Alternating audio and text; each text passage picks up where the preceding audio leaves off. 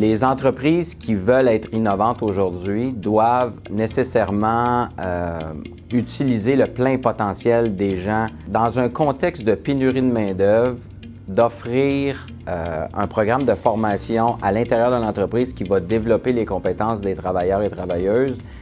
À mon sens, c'est un facteur d'attraction, donc ça va permettre probablement à certaines entreprises d'être capables d'attirer des talents dans un contexte très, très difficile où finalement on s'arrache un peu la main-d'œuvre qualifiée. Les bénéfices pour les travailleurs d'investir dans leur propre formation, bien, c'est inévitablement, c'est d'améliorer finalement son bien-être au travail.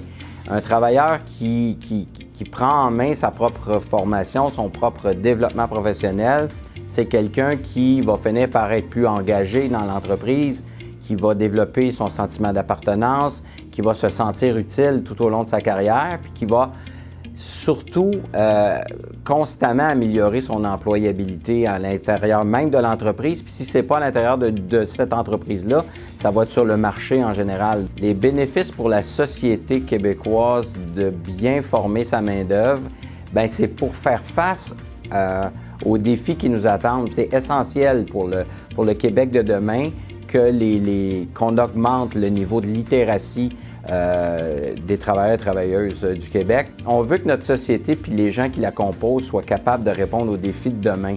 Je vois le Québec de demain plus juste. Premièrement, je le vois encore plus diversifié qu'il l'est aujourd'hui, puis je le vois plus vert. Donc, évidemment, cette transition-là va passer inévitablement par la formation, l'éducation. Selon moi, la ressource naturelle la plus précieuse du Québec, ben, c'est les Québécois.